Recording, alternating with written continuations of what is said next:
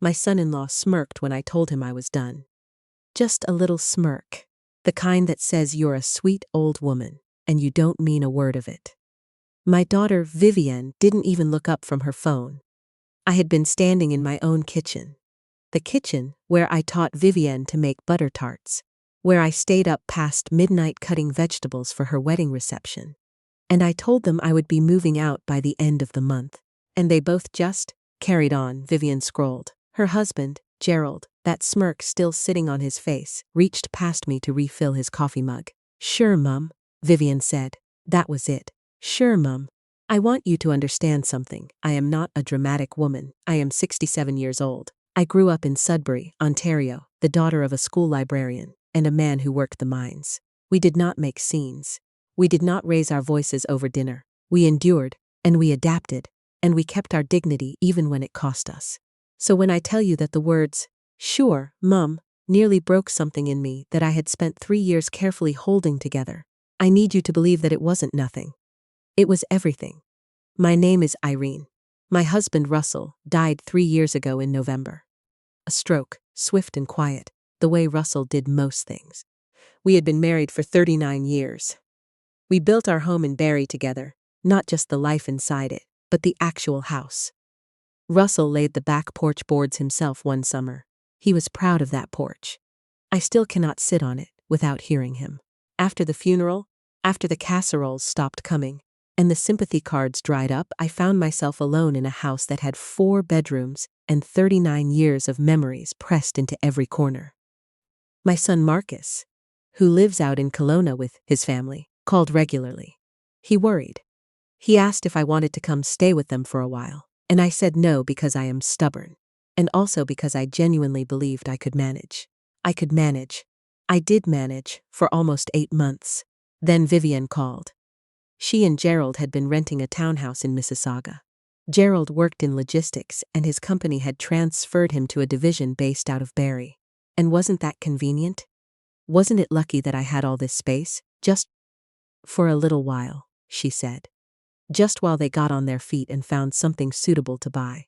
Gerald's hours were long during the transition period. And Vivienne. She said this so casually. The way you'd mention the weather. Vivienne was expecting my first grandchild. I said yes before she even finished the sentence. I want to be fair to who I was in that moment. I was not naive. I was not a woman who had never dealt with disappointment. I was a 64-year-old widow who had just heard that her daughter was pregnant, and the grief of losing Russell had hollowed me out in ways I hadn't yet found words for. And the idea of having my child and my grandchild under my roof, that idea filled some of that hollow. Maybe too much. Maybe I needed it more than I admitted to myself. They moved in on a Saturday in March. I had made up the guest room with fresh linens. I had stocked the pantry. I had moved some of my things from the main bathroom to the smaller one down the hall because Vivienne had always preferred a double vanity, and I knew she would need space for all her products.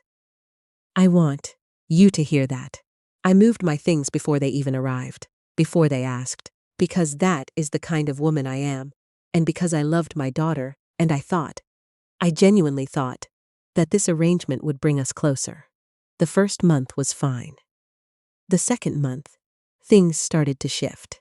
It was small things at first. Gerald began leaving his work boots in the front hall instead of the mudroom, which Russell and I had specifically built off the garage for exactly that purpose. I mentioned it once, lightly, and Gerald said the mudroom was out of the way, and that was the end of that conversation. Vivienne started reorganizing the kitchen. Not asking, reorganizing. I came downstairs one morning to find that she had moved all my baking supplies to the highest shelf. The one I need a step stool to reach, because she wanted the lower cabinet for baby bottles, she said, even though the baby wasn't due for 4 more months. I said nothing. I told myself, she's pregnant. She's nesting. This is temporary. The baby, a girl they named Harper, was born in July. She was small and perfect, and when the nurse placed her in my arms in that hospital room, I cried in a way I hadn't cried since Russell's funeral. I thought, this is what you stay for. This is the whole point of outlasting the grief. But something changed after Harper arrived, and I don't know if I can explain it exactly. except to say that Vivienne seemed to stop seeing me as a person and start seeing me as a resource. I was the one who got up in the night when the baby cried and Vivienne needed sleep. I was the one who drove Harper to her 3-month checkup because Gerald had a conference call and Vivienne had a hair appointment. I am not making that up. I cooked. I cleaned. I did 3 loads of laundry a week for their family on top of my own.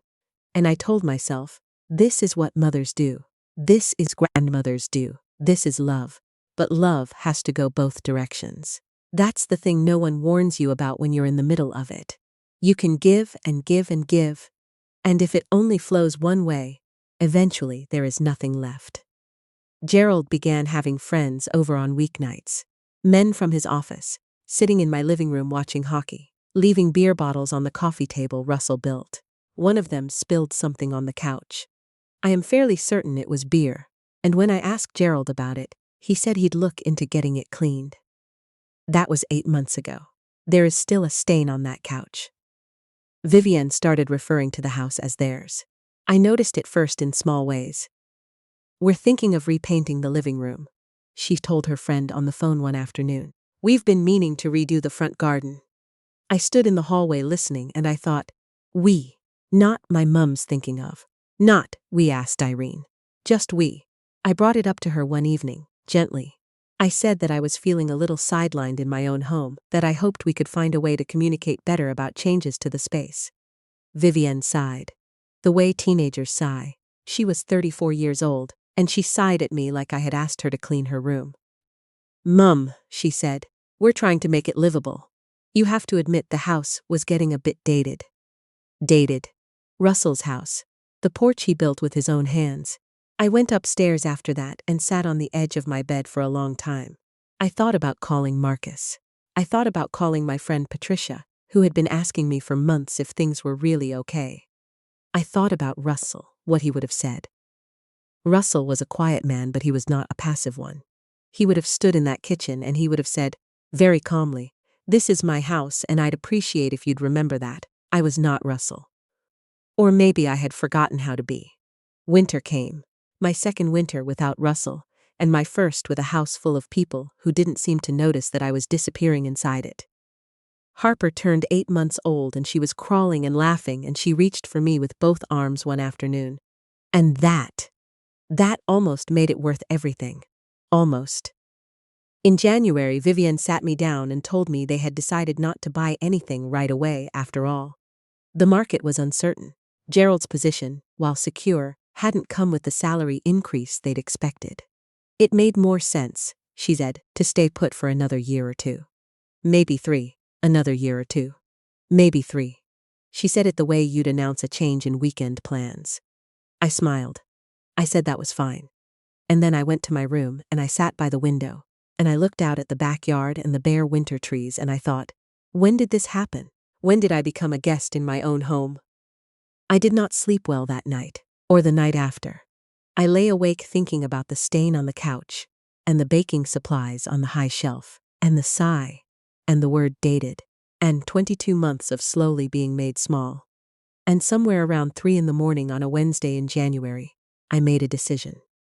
I called Marcus the next morning. He answered on the second ring. He always answers quickly. Marcus. He is like his father that way, always present, always paying attention. I told him everything, not the edited version I had been giving him for 2 years. The real version, the couch, the kitchen, the sure mum, the year or 2, maybe 3. When I finished, there was a long silence. Then Marcus said, why didn't you tell me sooner? I didn't have a good answer for that. Pride, probably. That Sudbury stubbornness. The belief that I should be able to handle my own affairs and not burden my children. But here is what I have learned. At 67, after 30 years of marriage and 31 months of grief, sometimes asking for help is not weakness. Sometimes it is just the truth. Marcus came out 2 weeks later, and we sat at the kitchen table. My kitchen table, the one Russell and I bought at an estate sale in Aurelia in 1999. And we talked for 4 hours. He wanted me to see a lawyer. He wanted to know what I actually needed, not what I had been pretending to need. What I needed was my house back. Marcus had been talking to a friend of his, a woman named Shelley, who ran a senior transition service out of Barrie. Not a nursing home, not assisted living, just a service that helped people my age figure out what they actually wanted and how to get there. Shelley was 52, brisk and practical. And when we met for coffee, she looked at me over her mug and said, "So, what does staying in your home actually look like for you?" No one had asked me that. In 22 months, not one person had asked me what staying in my home looked like for me. I talked to a lawyer named Howard who specialized in family property matters. He was patient and thorough. We discussed my options. The house was mine outright, paid off years before Russell died, both our names on the deed, and now solely mine. I had every legal right to ask Vivian and Gerald to leave. The question was not whether I could. The question was whether I was ready to. I spent 3 weeks thinking about it. I talked to Patricia, who told me in her very Patricia way that I should have done this 18 months ago. I sat on Russell's porch on a gray February afternoon, wrapped in his old flannel jacket, and I talked to him the way I have taken to doing since he died. I told him I was scared. I told him I missed having someone in the house, even when the company was difficult. I told him I was afraid that if Vivienne left angry, I might lose her and Harper both. And then I thought about what Russell would have said, and I knew he would have said, "Irene, you cannot keep a relationship by making yourself invisible inside it." He was right. He was usually right. That was one of the more irritating things about him, and also one of the things I miss most. I called Shelley. I told her I was ready. We made a plan. Shelley connected me with a real estate agent named Paul, who helped me evaluate whether I might want to eventually downsize. Not necessarily now, but as an option, something to understand. Paul was patient and kind. Paul was patient and properties. 2-bedroom condos in a new development near the waterfront, bright and manageable, with underground parking and no porch boards to worry about. I wasn't ready to sell, but knowing I could gave me something I hadn't had in a long time. It gave me a next step that was entirely my own. I booked the movers for the last Saturday in March, not to move me out, to move me to a temporary furnished suite, a lovely, calm, 2-bedroom unit in a building Patricia knew, 12 minutes from home, just for 2 months, while Vivian and Gerald found a place of their own. Shelley had helped me draft a letter, a clear and reasonable letter, giving them 60 days' notice. It was legally sound. Howard reviewed it. It was also, if I am honest, one of the hardest things I have ever written. I gave Vivian the letter on a Thursday evening. Gerald was at work. Harper was asleep upstairs. Vivian was sitting at the kitchen table with a glass of wine and her laptop, and I set the envelope down in front of her and I said, "I need you to read this tonight." She looked at it. She looked at me. "What is this?" "It's a letter," I said. "Please read it." She picked it up. She read it.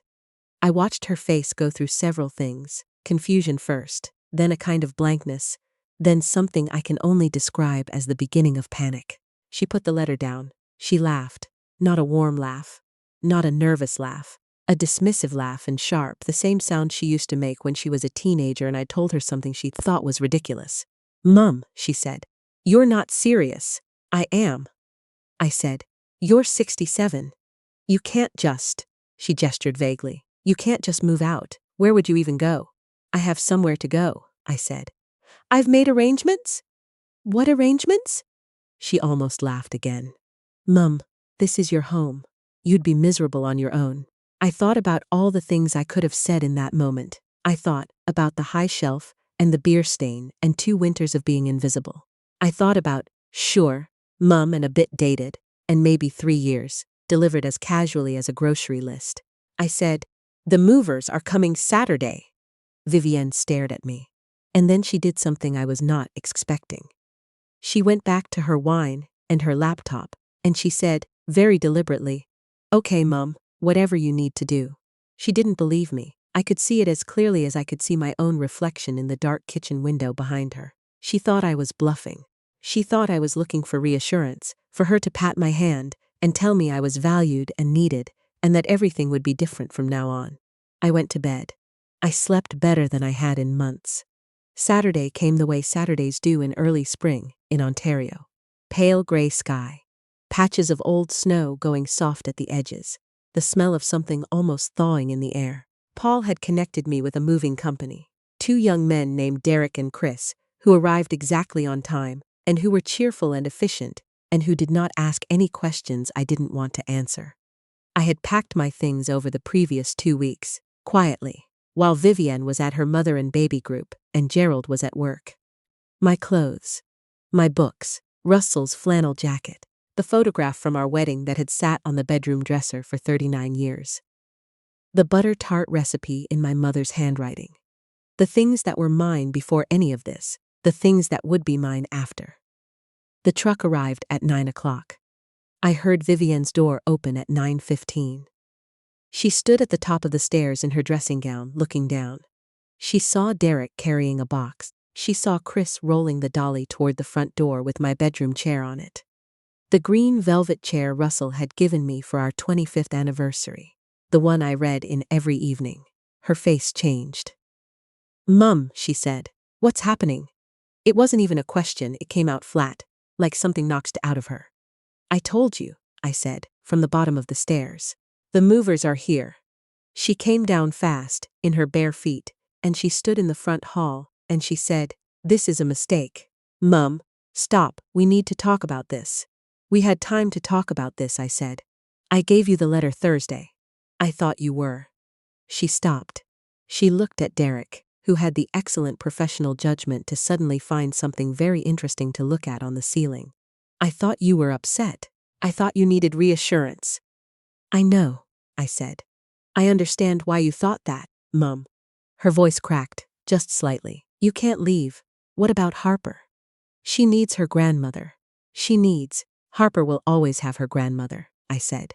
"That is not what's in question. What's in question is whether I can keep living the way I've been living. And I can't, Vivienne.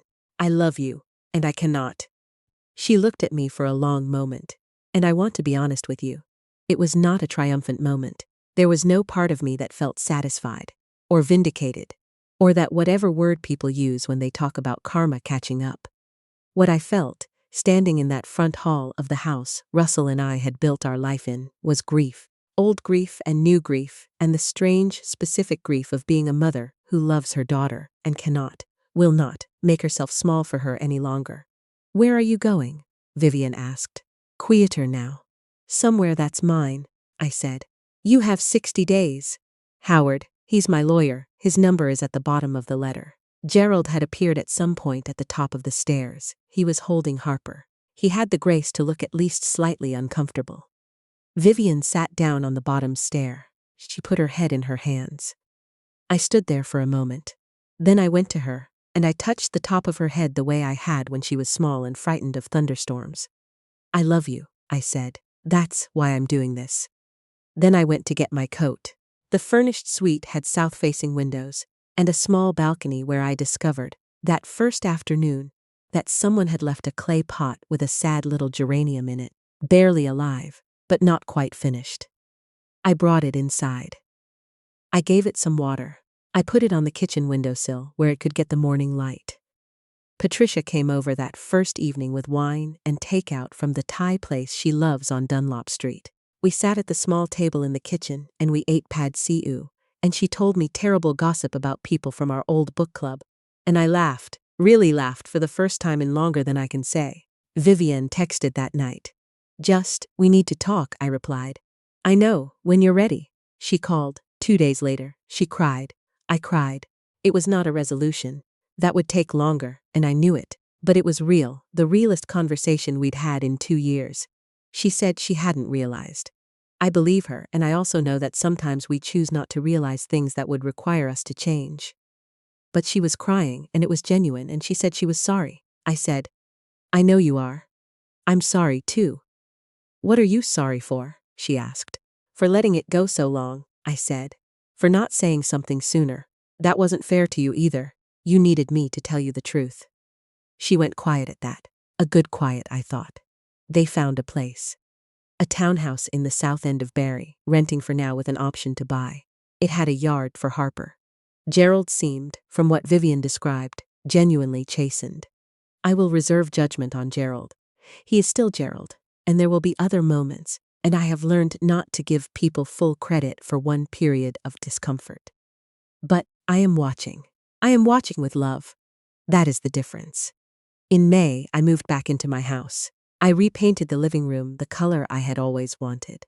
A warm, deep blue gray that Russell would have said was too dark, and then secretly loved by February. I moved my baking supplies back down to the lower cabinet. I bought a new throw for the couch, and I did not bother trying to get the old one cleaned. I let it go.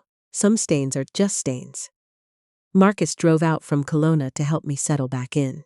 He spent a weekend building proper shelves in the mudroom, the kind that would actually hold boots, and he stood back and looked at them with the same expression Russell used to have after he finished the porch. That is the thing about sons. They sneak up on you with moments like that. The geranium which I had been watering every morning in the suite came home with me.